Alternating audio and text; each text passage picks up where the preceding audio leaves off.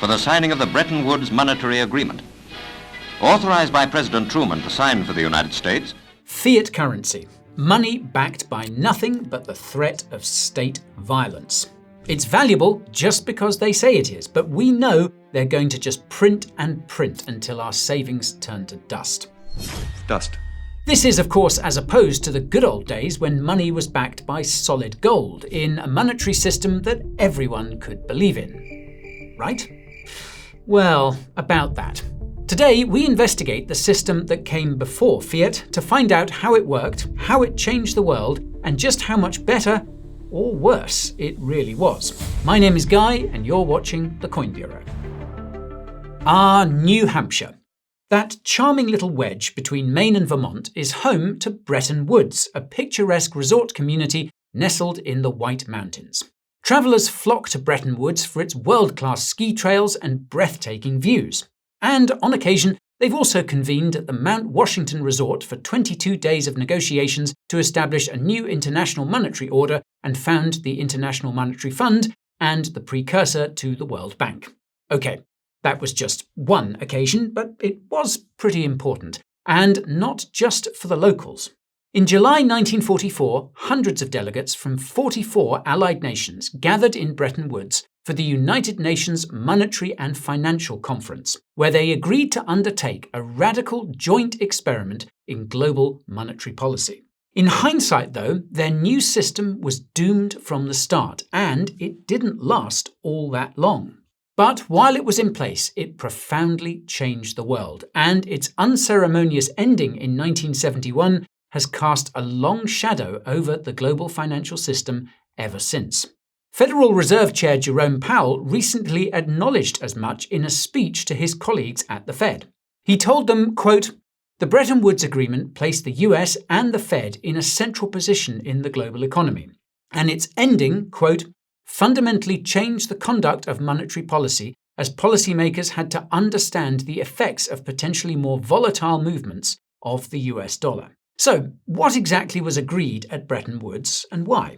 Well, the goal of the Bretton Woods Conference was to establish a stable and orderly international monetary system that would foster global trade and promote economic stability and prosperity after the Second World War concluded. You see, the international treaties that followed the end of the First World War had been an absolute mess. So bad, in fact, that they paved much of the road that led to World War II. So, the major powers and their allies were determined to get it right this time and, understandably, placed a great emphasis on the need to replace chaos and conflict with stability and order. That all makes perfect sense. But, as we'll soon find out, the system that they agreed on at Bretton Woods was fated to fail from the beginning. In hindsight, it's kind of amazing how they overlooked the fatal flaw in its design. But since there were 730 delegates from 44 countries at the conference, well, let's give them the benefit of the doubt. It's not like they were a bunch of buffoons who just came for the skiing. To understand the agreement they came to, let's first take a look at the road that led them to Bretton Woods in the first place. So, during World War I, the classic gold standard was suspended by the major powers who wanted to be able to print money to finance their war efforts. At the end of the war, some, like France, Italy and Great Britain, tried to restore the gold standard in the 1920s, with limited success. One of the problems they faced was a lack of coordinated cooperation, as central banks now distrusted one another's currencies. As a result, they simply hoarded gold rather than recycling it through international credit, and this turned into a deflationary system. This all got a whole lot worse from 1929 as the Great Depression kicked off. In the early stages of the Depression, post-war inflation was still fresh in the memory, and central banks were reluctant to loosen monetary policy. Printing money was taboo, as the lesson of the 1920s was that this led to currency collapse and loss of international confidence. As a result, some central banks were even raising interest rates as the economy was crumbling. To make matters worse, in 1930, the US introduced the Smoot-Hawley tariffs, starting a trade war that's credited with cutting world trade by 2/3 in just 4 years. This turned out to be the final straw for central bankers, who eventually caved and called it quits on the gold peg. The first domino fell in 1931 when the Bank of England abandoned the gold standard and devalued the pound by about 25%. This boosted its exports, but very much at the expense of everyone else who was still on the gold standard.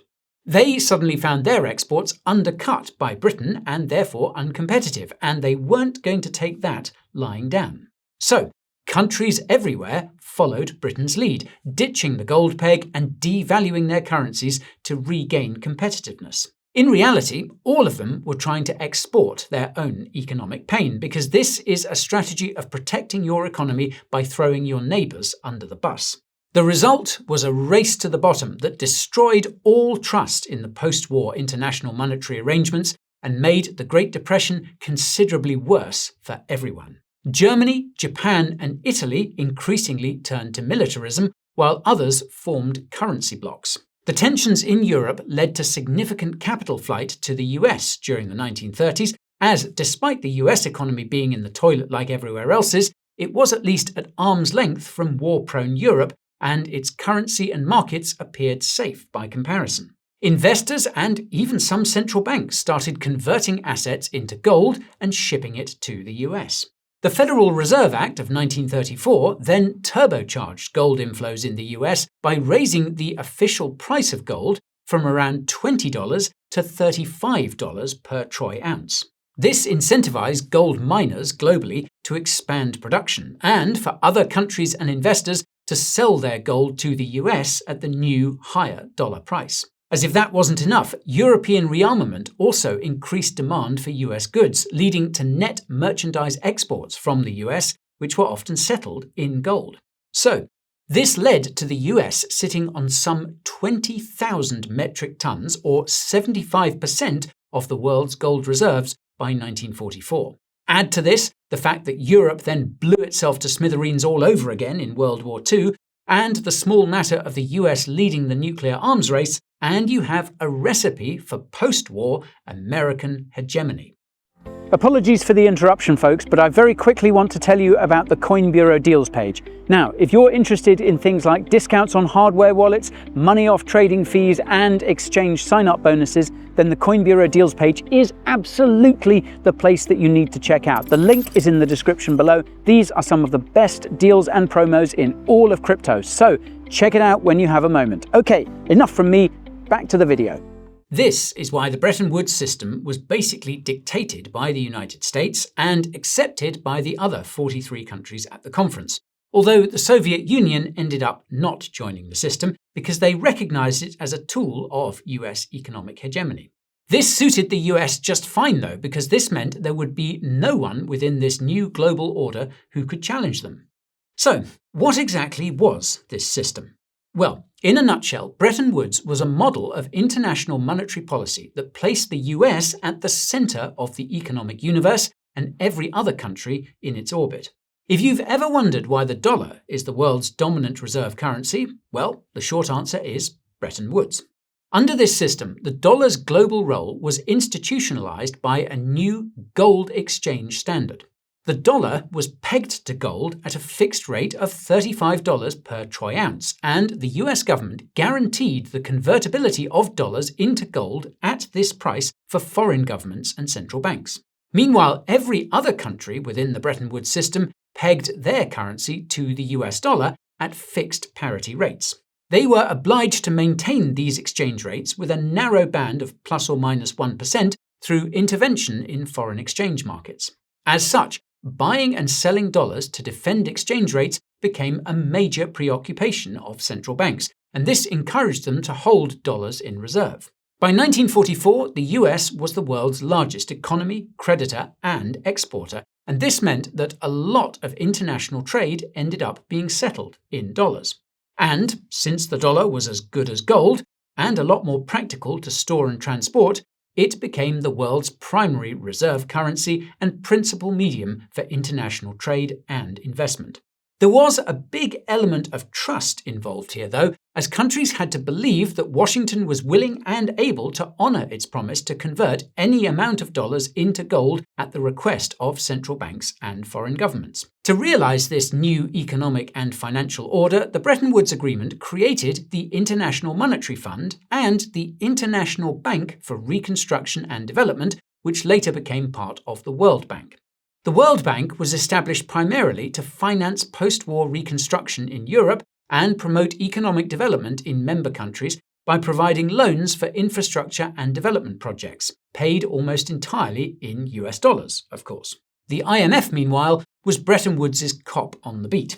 It was set up to monitor member countries' economic policies and exchange rates and ensure adherence to the fixed parity system. Currency devaluations or revaluations exceeding 10% required IMF approval and were permissible only in cases of fundamental disequilibrium. And if you don't know what that means, well, you're not alone, because it's a term that was never formally defined and remains a mystery to this day. Meanwhile, another primary function of the IMF became to provide credit, in US dollars, to member countries experiencing temporary balance of payments difficulties, allowing them to correct imbalances without resorting to measures that the IMF disapproved of, like, say, currency devaluation. Now, these institutions were supposedly designed to promote stability and international cooperation, but they suffered from the perennial problem facing international governance bodies: enforcement. The IMF's ability to compel policy changes was limited, especially in the US, which was not going to let anyone tell it what it could or couldn't do. And since the US enjoyed the unique privilege of being able to issue the world's reserve currency at will, perhaps you can see where this is all going. The Bretton Woods Agreement and the IMF demanded that countries actively manage their exchange rates to maintain their pegs to the US dollar. However, the US, whose domestic economic and monetary policies had profound global implications, was not subject to the same degree of IMF discipline and didn't actively manage its own exchange rate. As a result, the burden of adjustment to maintain the Bretton Woods system disproportionately fell on countries other than the US. And this lack of a robust mechanism to compel the reserve currency issuer to align its policies with global stability requirements was a critical flaw in the design, and one of the reasons it wasn't to last long. Meanwhile, the US didn't make much of an effort to maintain the credibility of the dollar's peg to gold, and instead printed dollars like nobody's business. This was due to, among other things, the massive expansion of the US military empire and its wars in Vietnam, Cambodia, Laos, and elsewhere, as well as President Johnson's Great Society policy program, all of which were very expensive. Wherever there was tension between the IMF's mandate to maintain global monetary and fiscal discipline and the policy priorities of the US, the latter won out every time. And this did not go down too well in some of the other countries who had signed up to Bretton Woods. French President Charles de Gaulle later described this dynamic as a, quote, exorbitant privilege bestowed on the US by Bretton Woods. The US was able to finance its own balance of payments deficits by issuing its own currency, which other nations needed to hold as reserves. And yeah, when you put it like that, the word rigged does indeed come to mind. So, was the Bretton Woods system doomed by America's refusal to play by the rules? Well, to some extent, yes, but that's not the whole story. The system's reliance on a national currency as the primary source of international liquidity was an inherent contradiction that would gradually prove fatal. The problem was first described by Belgian-American economist Robert Triffin in the early 1960s. He argued that, for the international monetary system based on a single gold-backed national reserve currency to have sufficient liquidity, the issuer of that currency would need to supply an ever-increasing amount of it to the rest of the world. As international trade flows increase and economies grow, so too does the demand for the reserve currency. This demand is typically met as a result of the issuer of the reserve currency running balance of payments deficits. But if net outflows continue indefinitely, the stock of the reserve currency held abroad will eventually exceed the issuing country's gold holdings. This erodes confidence in the convertibility of the reserve currency into gold, which becomes increasingly tenuous. If enough participants in the system take issue with the possibility that the issuer may not be able to redeem the supposedly gold-pegged currency for gold, it could trigger a run on the currency and ultimately lead to the collapse of the system. Now, in theory, this could be avoided if the issuing country eliminates its deficits and maintains confidence in the system through fiscal discipline. But in reality, this is hardly a better option because it implies starving the rest of the world of liquidity, potentially leading to deflation and recession. This is why this dynamic came to be known as the Triffin dilemma, sometimes the Triffin paradox, because it's an inescapable bind that makes the whole structure fundamentally unsustainable. In practice, this paradox played out pretty much exactly how Triffin called it. A key feature of the post-war global economy was the US running persistent balance of payments deficits that effectively flooded the rest of the world with dollars. With the exception of the countries at the sharp end of US military spending, these outflows were initially welcomed as they provided the international liquidity needed to finance expanding global trade and allow other countries to rebuild their reserves. But as the dollar liabilities held by foreign banks and private entities continued to pile up, it became hard to ignore the fact that the supply of dollars backed by gold was increasing, while the gold needed to actually back them was not. The ever-increasing demand for dollars to fuel economic growth abroad could only be met if the US kept printing more dollars, but this made a mockery of the dollar's gold peg. Now, under a system of free-floating exchange rates, the increasingly shaky ground on which the dollar stood would likely have led to a swift depreciation in value. But the Bretton Woods system prevented this due to the dollar's unique role and the obligation of everyone else to maintain their own tight pegs to it. The investor and author Lynn Alden argues that Bretton Woods therefore led to a persistently overvalued dollar, making American exports more expensive and imports cheaper. This, in turn, tended to worsen the US's trade deficit, further increasing the supply of dollars abroad and therefore making the Triffin dilemma a self-reinforcing mechanism. For the US, Alden posits that the exorbitant privilege of issuing the world's reserve currency came with a, quote, unmentioned exorbitant burden, namely the gradual erosion of its domestic manufacturing base and a growing net international investment position deficit. And although most of this erosion and investment position deficit post-date the end of Bretton Woods, it's nevertheless Bretton Woods that is responsible for making the dollar the world's reserve currency. So perhaps you can see what a huge shadow this system continues to cast over the US and the world, even long after it was terminated. And speaking of which, how did Bretton Woods end?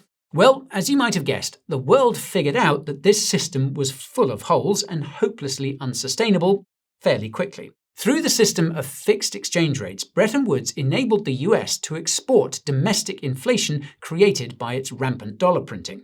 It was like a free money glitch for the US at the expense of everyone else. And unsurprisingly, everyone else got sick of this pretty fast.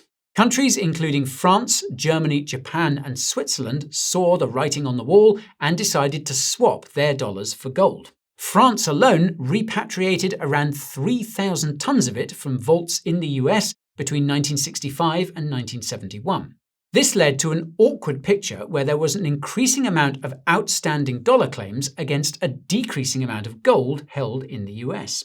Unsurprisingly, the rate of US gold depletion only accelerated over time as central banks and foreign governments raced to avoid becoming a bag holder of dollars pegged to non-existent gold. As the pretense of gold convertibility wore thinner, the dollar was shorted relentlessly on the foreign exchange markets, as speculators anticipated an inevitable devaluation of the dollar or a fundamental change to the system. For the US, devaluing the dollar was politically untenable and technically challenging, and other countries were not in any hurry to revalue their currencies higher against the dollar either, as this would make their exports less competitive.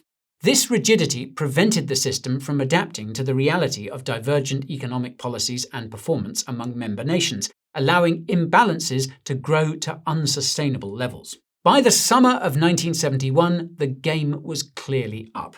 The artificially strong dollar had severely undermined the US's international trade position, and the US was running out of gold amid a renewed run on the dollar.